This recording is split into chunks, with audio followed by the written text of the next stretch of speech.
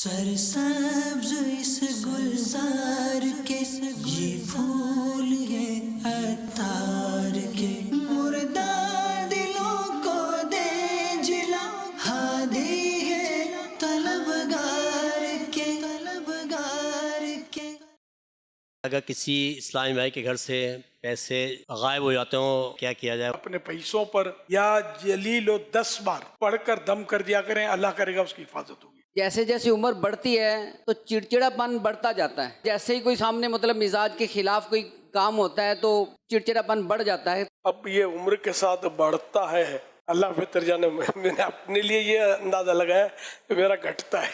غصے کو نافذ کرنا اور چیز ہے، غصہ آ جانا اور چیز، نافذ کرنا، اور وہ بھی گناہ کے ذریعے غصہ ٹھنڈا ہو، پھر تو وہ جہنم کا مخصوص دروازہ ہے اس کے لیے۔ قبر میں جاتے ہیں تو حضور صلی اللہ علیہ وسلم کے بارے میں تیسرا سوال ہوتا ہے، حضور صلی اللہ علیہ وسلم خود تشریف لے کر آئیں گے یا پھر ان کی تصویر دکھائی جائے گی؟ قبر میں سرکار آئیں تو میں قدموں میں گروں، گر فرشتے بھی اٹھائیں تو میں ان سے یوں کہوں، اب تو پائے ناز سے میں اے فرشتوں کیوں اٹھوں، مر کے پہنچا ہوں یہاں اس دل ربا کے واسطے۔ الحمدللہ رب العالمین والصلاة والسلام علی خاتم النبیین، اما بعد فاعوذ باللہ من الشیطان الرجیم، بسم اللہ الرحمن الرحیم، الصلاة والسلام علیک یا رسول اللہ، الصلاة والسلام علیک یا رسول اللہ، وعلی آلک واصحابک یا حبیب اللہ،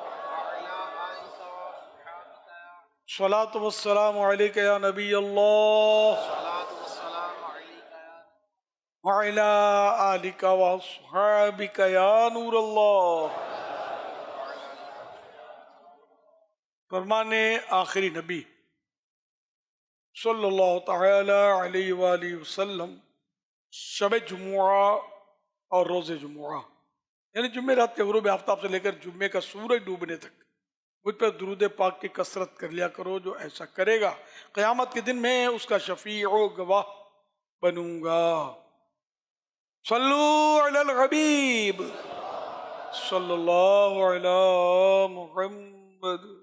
میرا ہم اس میں سوال یہ ہے کہ ہم ماہی گیر قربانی عقیقے کے لیے جانور کو کشتی کے ذریعے لے جاتے ہیں، تو بعض اوقات دیکھا گیا ہے کہ جانور کو بہت ساری تکلیف کا سامنا کرنا پڑتا ہے، بعض اوقات تو یہ بھی دیکھا گیا ہے کہ قربانی کے لائق نہیں ہوتا جانور، تو میرا ہم اس سے سوال یہ ہے کہ ایک ایسا کوئی طریقہ ہی نہیں ہوتا جس سے بآسانی جزیروں میں منتقل کیا جائے، کشتی کے ذریعے ہی لے جایا جاتا ہے۔ میرا آپ سے سوال یہ ہے کہ جو جانور کو تکلیف ہوتی ہے تو کیا اس کا گناہ ہم پر ہے؟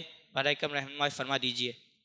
تکلیف میرا خیال لوڈنگ ان لوڈنگ میں ہوتی ہوگی، جو ٹرکوں پہ بھی چڑھائی دیتے ہیں، تو کبھی ایسا ہوا ہوگا اتفاق سے جو چڑھانے اتارنے میں کوئی بے احتیاطی ہو گئی ہو اور اس کو تکلیف پہنچ گئی ہو، ورنہ بذات خود کشتی میں تو بندہ بھی سفر کرتا ہے تو جانور بھی کر لے گا، اس لیے وہ ہر جانور کو تکلیف ہوتی ہو یہ بھی ضروری نہیں ہے۔ اگر اپنی طرف سے بلا وجہ جانور کو تکلیف پہنچائی گئی، خود اپنی طرف سے کسی نے دی بلا وجہ تکلیف، جس میں کوئی نہ مطلب نفع ہے نہ ضرر دور کرنا پایا جا رہا ہے، اب یہ اس کی اجازت نہیں ملے گی جانور کو تکلیف دینے کی، ورنہ نفع حاصل کرنے کے لیے بھی ضرورتاً ضرر کی اجازت ہوتی ہے۔ جانور ذبح ہوتا ہے تو بھی ضرر تو اس کو پہنچتا ہے نا، تکلیف تو جیسی تیسی پہنچتی ہے، لیکن یہ جائز ہے، ہمیں نفع اٹھانا ہے، گوشت حاصل کرنا ہے اس کا۔ مچھلیوں کو پکڑتے ہیں ماہی گیر آپ لوگ، تو مچھلی جب جال میں پھنستی ہے پھر خشکی پہ آتی ہے، اس کو کتنی تکلیف ہوتی ہوگی۔ اب وہاں بھی آپ کے برف خانے ہوتے ہیں کشتیوں میں، تو مجھے فائنل معلومات نہیں، لیکن میرا گمان ہے، کبھی کبھی سوچا اس پر میں نے کہ یہ مچھلیوں کو پکڑ کر زندہ مچھلیوں کو غالباً برف میں ڈال دیتے ہوں گے، اب وہ بیچاریاں برف میں فریز ہو جاتی ہوں گی۔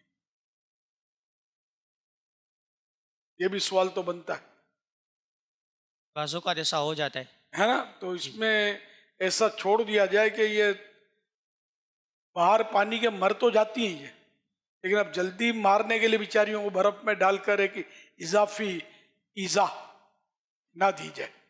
صلو علی الحبیب صلی اللہ علی محمد۔ محمد عثمان اتاری لیاقت آباد۔ میرا آپ سے سوال یہ ہے کہ اگر کسی اسلامی بھائی کے گھر سے پیسے غائب ہو جاتے ہوں، اہل خانہ کے بھی ایسے ہوتے ہوں کہ کیا پڑھائی کی جائے، کیا کیا جائے، وقتاً فوقتاً پیسے چوری ہوتے ہیں، وہ اسلامی بھائی پریشان ہیں، کیا کیا جائے؟ میں صبر کیا جائے. پیسے غائب ہوتے، بندے غائب نہیں ہوتے. اللہ کریم یہ مشکل آسان فرمائے.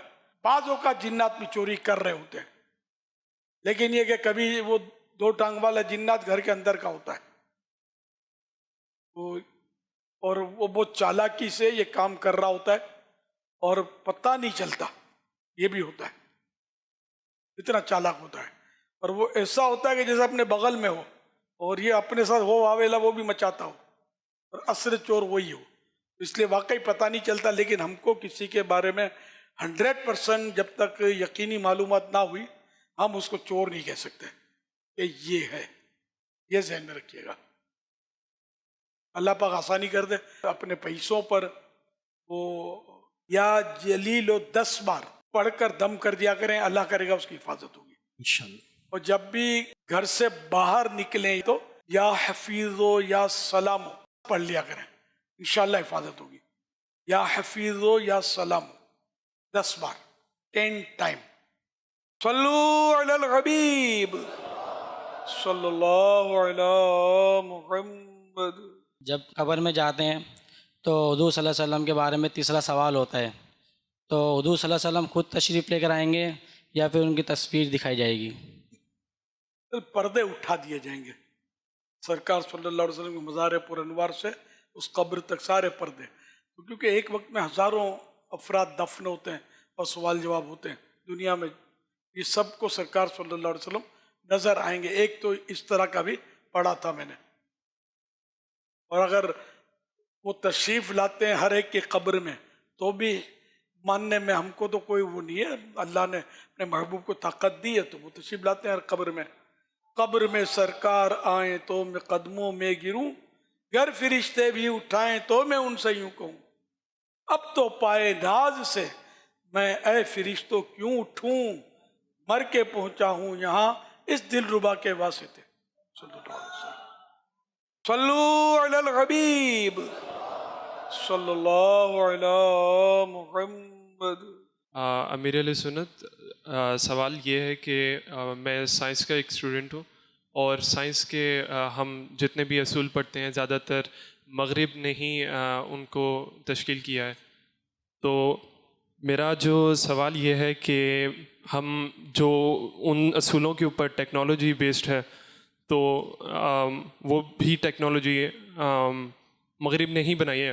اگر ہمیں اس طرح کی ٹیکنالوجی کو بنانا ہے اور اسلام کو بھی ساتھ میں لے کر چلنا ہے، اور اپنے ایمان کو ساتھ میں کیسے لے کر چل سکتے ہیں اور سائنس میں بھی ترقی کیسے کر سکتے ہیں؟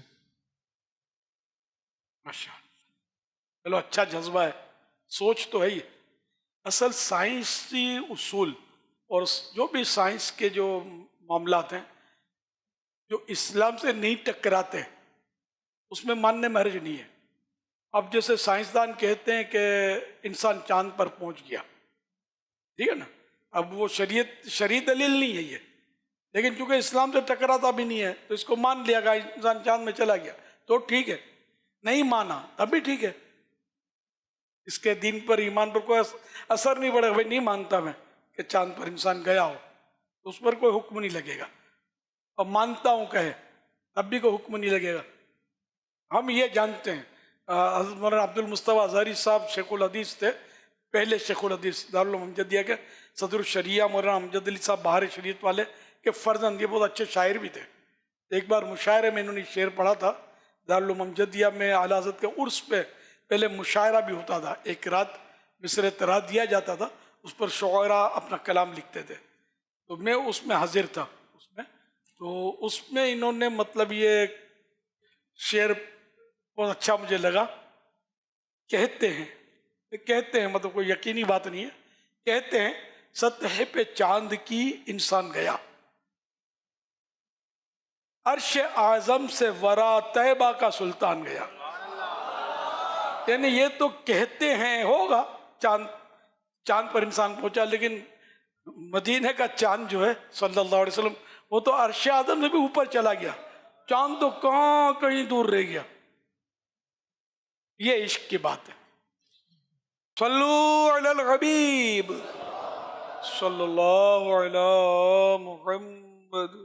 آپ کی بارگاہ میں میرا یہ سوال عرض ہے کہ اگر کوئی فوت ہو جاتا ہے تو اس کی نماز جنازہ وغیرہ لوگ بولتے ہیں کہ آپ خود ہی پڑھا لیں. اگر کوئی وہ خود پڑھاتا ہے لیکن اس کے دل میں یہ نہیں ہے کہ میں اگر نماز پڑھاؤں گا تو ریاکاری وغیرہ اس میں شامل ہو جائے گی، تو اگر وہ نہیں پڑھانا چاہتا یعنی اس کا اگر دل اجازت نہیں دیتا تو وہ اس صورت میں کیا کرے، حالانکہ اس کے دل میں ریاکاری کا کوئی وہ نہیں ہے کہ میں پڑھاؤں گا تو ریاکاری ہوگی؟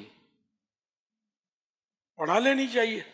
ریا کی وجہ سے عمل نہیں چھوڑنا چاہیے، کہ ریا کی وجہ سے عمل چھوڑ دینا یہ بھی ریا ہے. تو اس لیے وہ عمل جاری رکھے بندہ اور ریا سے مقابلہ کرے. صلو علی الحبیب صلی اللہ علی محمد. عرض یہ عقیدت میں کوئی شخص نیک عمل کرے اور پھر اس کو نقصان ہو جائے، اس کو کیا کرنا چاہیے؟ صبر. نیک عمل چھوڑنا نہیں چاہیے. مگر عقیدت سے مراد کیا؟ اللہ کی رضا کے لیے کرنا ہے عمل. تو بعد عمل سے عقیدت کے ہو سکتے ہیں جو جس میں ثواب بھی ملے. صلو علی الحبیب صلی اللہ علی محمد. قرآن پاک کی صورتوں کے مختلف فضائل ہوتے ہیں. جیسے سورۃ یاسین شریف پڑھیں تو 10 قرآن پاک کا ثواب ملے گا. سورۃ ملک شریف پڑھیں تو عذاب قبر سے نجات ہوگی. تلاوت شروع کرتے ہیں تو کسی کام کی وجہ سے اگر موقوف کر دی یا نماز کا وقت ہو گیا تو دوبارہ اب تلاوت وہیں سے شروع کریں گے یا وہ ثواب حاصل کرنے کے لیے دوبارہ شروع سے تلاوت کرنی ہوگی؟ شروع سے تلاوت کرنا ضروری نہیں ہے، جہاں سے چھوڑی وہاں سے پڑھ سکتے ہیں، پھر پوری کر لیں تو انشاءاللہ پوری صورت ختم کرنے کا ثواب ملے گا. صلو علی الحبیب صلی اللہ علی محمد. یا سیدی، اگر کوئی بندہ اذان ہو رہی ہو اور درمیان میں شامل ہوا ہو تو پھر اذان کا جواب شروع سے دیں گے یا پھر جب اذان سنی جو الفاظ سنے اس سے جو ہے نا وہ جواب دیا جائے گا؟ اگر اذان کے چند کلمات ہو چکے ہیں اور آپ کو یوں لگتا ہے کہ اذان کے وہ کلمات آپ دوہرا کر جواب دے کر اذان کے ساتھ ختم ہونے سے پہلے شامل ہو جائیں گے تو پھر کوئی حرج نہیں ہے اذان کے وہ کلمات دہرا لیں، جواب دے دیں، پوری کر لیں اس طرح اذان. صلو علی الحبیب صلی اللہ علی محمد. سوال یہ ہے کہ ہم نماز پڑھ رہے ہوتے ہیں تو سامنے جو تحریر لکھی ہوتی ہے اس کو ارادتاً پڑھنے سے نماز ٹوٹ جاتی ہے. وہ جو مسئلہ ہے اس کے حوالے سے ایک اور سوال یہ تھا کہ جو سامنے محراب کے ساتھ گھڑی لگی ہوتی ہے جس پہ موجودہ وقت بھی آ رہا ہوتا ہے اور بقیہ نمازوں کا وقت بھی آ رہا ہوتا ہے، تو نماز کے اندر اگر خیال آئے کہ میں کسی دوسری نماز کا وقت دیکھ لوں تو اس ارادے سے اس گھڑی کی طرف دیکھنا اور نماز کا وقت سمجھ لینا یا موجودہ وقت سمجھ لینا، تو یہ کام نماز پر کیا اثر ڈالے گا؟ نماز میں مصحف شریف سے دیکھ کر یعنی قرآن کریم میں سے دیکھ کر تلاوت کرنا یعنی قرآن پڑھنا مطلقاً مفسد نماز ہے. یوں ہی اگر محراب وغیرہ میں لکھا ہو اسے دیکھ کر پڑھنا بھی مفسد ہے، یعنی نماز کو توڑ دیتا ہے. ہاں اگر یاد پر پڑھتا ہو مصحف یا محراب پر فقط نظر ہے تو حرج نہیں. کسی کاغذ پر قرآن مجید لکھا ہوا دیکھا اور اسے سمجھا، نماز میں نقصان نہ آیا. یوں ہی اگر فقہ کی کتاب دیکھی اور سمجھی نماز فاسد نہ ہوئی، خواہ سمجھنے کے لیے اسے دیکھا یا نہیں. ہاں اگر قصداً دیکھا اور بقصد سمجھا تو مکروہ ہے، اور بلا قصد بلا ارادہ ایسا ہوا تو مکروہ بھی نہیں. یہی حکم ہر تحریر کا ہے. اور جب غیر دینی ہو وہ تحریر غیر دینی ہو तो करात ज़्यादा। सल्लु अलल हबीब सल्लल्लाहु अलैहि मुहम्मद। जब आशिकान रसूल को मदीनातुल मुनव्वरा जाने की सआदत हासिल होती है तो वो रोज़े अक़दस सल्लल्लाहु ताला अलैहि वसल्लम में सवाल अर्ज़ करने के लिए जा रहे होते हैं, तो उन्होंने कानों में एयरबड लगाए होते हैं और वो नात सुन के जा रहे होते हैं, तो इसका क्या हुक्म है? अच्छा काम है, नात शरीफ कान में लगा कर सुनते हैं, अच्छा काम है। सल्लु अलल हबीब सल्लल्लाहु अलैहि मुहम्मद। हुज़ूर, मेरा सवाल ये है कि अगर कोई मुसलमान दूसरे मुसलमान का ऐब तज़ब्ज़ुब में आकर खोल दे और अभी वो नादिम है और माफ़ी का तलबगार है लेकिन माफ़ी नहीं मिल रही, तो उसका आखिरत में क्या मामला होगा? अगर वो माफ़ नहीं कर रहा और आपने भरपूर कोशिश की है तब भी ज़ाहिर वो है तो हक़्क़ुल अब्द का मामला बाकी तो रहेगा। हक़्क़ुल अब्द अब अल्लाह करीम आपकी नदामत की वजह से हो सकता है कि क़यामत के दिन साहिब हक़ और आपके दरमियान सुलह करने की कोई तरकीब फरमा दे। अल्लाह की तरकीबें तो होंगी ना क़यामत के दिन, पर अल्लाह करम फरमाएगा, रहमत फरमाएगा। इसकी मैं वो एक मिसाल मतलब हदीस पाक में जो दिया गया तो उसका अपने मफ़हूम खुलासा अर्ज़ करता हूँ। मसलन एक महल नज़र आएगा, बंदा पूछेगा कि या अल्लाह ये किसका, और जो इसका भाव दे दे, जो इसको ख़रीद ले, तो या अल्लाह यहाँ कौन इसका मतलब भाव दे सकता है, इसकी प्राइस दे सकता है? तो अल्लाह फरमाएगा तू, मतलब मैं, मेरे पास क्या है? तो अल्लाह पर फरमाएगा कि तेरे भाई का जो तुझ पर हक है ना तो माफ़ कर दे, तो ये मेल तेरा, तो माफ़ कर देगा। फिर अल्लाह पाक की रहमत जोश में आएगी, फरमाएगा चल अपने भाई का हाथ पकड़, दोनों जन्नत में चले जाओ। यार यूं भी होगा मतलब क़यामत के दिन अल्लाह की रहमत। तो जो वाकई नादिम हो तो उसके लिए तो बहुत ज़्यादा उम्मीद है, अल्लाह वक्त सुलह करवा दे अपने रहमत से, होगा उसकी रहमत से, उसके करम से। सल्लु अलल हबीब सल्लल्लाहु अलैहि मुहम्मद। बाबा जान, मेरा सवाल है कि जैसे जैसे उम्र बढ़ती है तो चिड़चिड़ापन बढ़ता जाता है और इस चिड़चिड़ेपन का रोक नहीं हो रही, और जैसे ही कोई सामने मतलब मिजाज के ख़िलाफ़ कोई काम होता है तो ज़्यादा तबीयत में ना इस तरह की चिड़चिड़ापन बढ़ जाता है, तो क्या करें? इसमें क्या हल क्या हमारा? अब ये उम्र के साथ बढ़ता है, अल्लाह बेहतर जाने। मैंने अपने लिए ये अंदाज़ा लगाया कि मेरा घटता है, खुदा बेहतर जाने। नूर की बरसात हो, नूर की बरसात। एक दौर मेरा था कि मुझे गुस्सा बहुत आ जाता था, लेकिन अल्हम्दुलिल्लाह अब कमी। लेकिन गुस्से को नाफिज करना और चीज़ है, गुस्सा आ जाना और चीज़ है। तो नाफिज करना और वो भी गुनाह के ज़रिए गुस्सा ठंडा हो, फिर तो वो जहन्नम का मखसूस दरवाज़ा है उसके लिए। ये मैंने अपनी फीलिंग बताई। तो अब ये पता नहीं, हम बोलते तो हैं कि बूढ़ों को गुस्सा बहुत आता है, लेकिन पता नहीं ये कहाँ तक दुरुस्त है। लगता तो है कि बूढ़े गुस्से में ज़्यादा आते हैं बूढ़ों को। चल, एक तो सुनने में एरर आते हैं, वो मुझे महसूस हो रहे हैं कि वो अगला बिल्कुल बेचारा साफ बोल रहा है, अपनी समझ में कुछ कम आ रहा है, कुछ आता है, बाज़ कुछ लफ्ज़ दब जाते हैं, बाज़ों का बोलना ज़्यादा साफ नहीं होता और वो फिर यूँ भी तरकीब आउट होती है। बाज़ों का बोलना बहुत साफ होता है तो फ़ौरन समझ में आ जाता है। कभी ये कि चंद अल्फाज समझ में आते हैं, चंद नहीं आते, तो वो अंदाजे से वो मफ़हूम सेट हो जाता है कि ये यूँ कहना चाहते हैं। अल्लाह पाक रहमत की नज़र फरमाए। तो अब गुस्से में तो ये कि गुस्से के जो नुकसान आते हैं ये इसका मुताला करे और गुस्से का इलाज करता रहे। गुस्सा आए तो एक तो ये कि बोले कुछ नहीं, गुस्सा जब आता है बंदा बोलता है ना, फिर वो उसके अल्फाज उसके कंट्रोल में नहीं होते। वो कुछ ना किसी तौहीन कर देगा, किसी का दिल दुखा देगा, कुछ ऐसी बात बोल देगा कि खुद उससे फसाद हो जाएगा। जरा तो बोले नहीं ना तो फिर भी बचत होगी।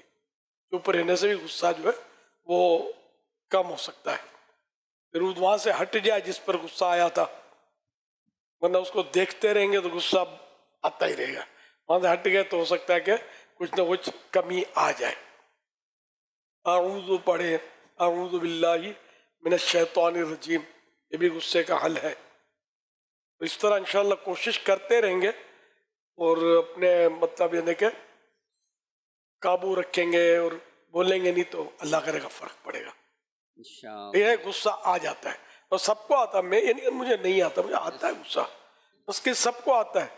اور ایک بزرگ کا ارشاد یاد آ رہا ہے کہ وہ جس کو غصہ دلایا جائے بھی غصہ نہ آئے تو وہ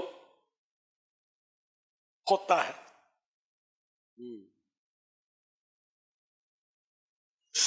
بہرحال یہ کہ غصہ آنا اور چیز ہے اور غصے کا نفاذ اور چیز ہے. غصہ آئے گا تو اس کو پینے کا ثواب ملے گا نا، غصہ پینے کا. غصے کا جس نے گھونٹ پیا وہ ایسا گھونٹ ہے کہ کوئی ایسا گھونٹ ہے ہی نہیں.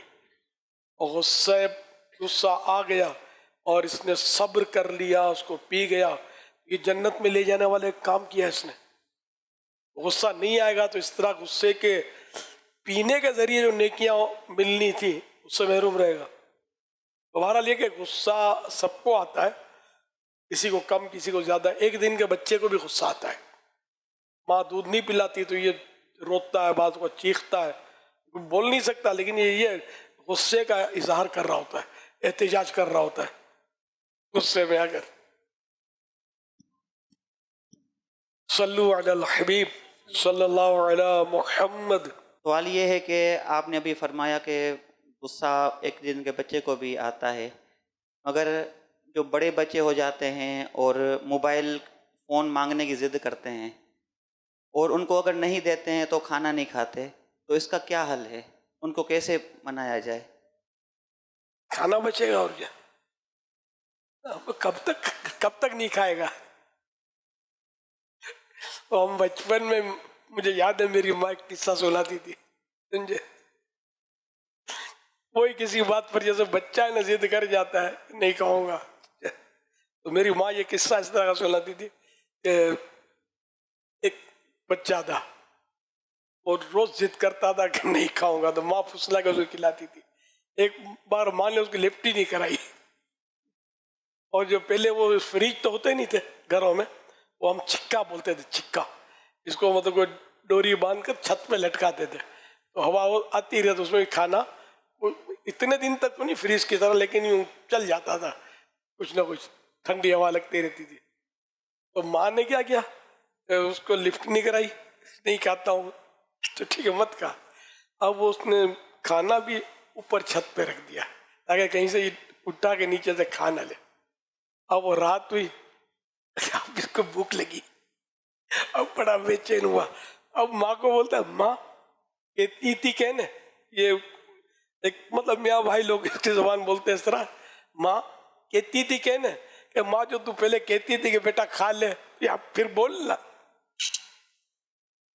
تو جب یہ ماں نے کارنامہ کیا نا، جب اس نے کان پکڑا دیے اس کو، پھر اس نے کبھی ضد نہیں کی کہ میں نہیں کھاؤں گا. تو ایک علاج یہ بھی ممکن تو ہے، اس کو کھانا دیا ہی نہ جائے، منایا بھی نہ جائے، ذرا کب تک بھوکا رہے گا اور کہاں جا کے کھائے گا. لیکن یہ دیکھ لیں گے کہ آروس پڑوس میں جا کے نہ کھا ڈالے. مگر اب اس مشکل ہے، وہ فریج نیچے ہوتے ہیں اور لاک، چابیاں گم جاتی ہوں گی، لاک کر دے فریج کو. تو مگر بڑا بچہ ہوگا نا، سیاڑا ہوگا تو توڑ پھوڑ مچائے گا، یہ خطرہ ہے. یہ دیکھ لیں مطلب کہ بچہ ایسا ہو کہ وہ روب میں آ جائے. ورنہ ایک اصل وہ واقعی موبائل فون ہی کی وجہ سے، موبائل فون میں کچھ زیادہ ہی بدنام ہے، سب برائیاں اسی کے کھاتے میں آ رہی ہیں. بچے تو پہلے بھی جب موبائل فون کا نام بھی نہیں سنا تب بھی غصہ کرتے تھے اور ضد کرتے تھے، مسائل کرتے تھے. لیکن اب یہ موبائل فون کی مثال مل رہی ہے. کام یہ کہ پیار سے محبت سے سمجھا جائے، وہ آہستہ آہستہ یا حکمت عملی سے اس کو ایسی کوئی سبق دلانے کی، جو میں نے قصہ بتایا، تو انشاءاللہ یہ سبھی فائدہ تو ہوگا انشاءاللہ. صلو علی الحبیب صلی اللہ اللہ علیہ محمد. ہم نے سنا ہے کہ جو انسان ایمان والا ہے مطلب مسلمان ہے مرنے کی بات تو انشاءاللہ سیدھا جنت جائے گا.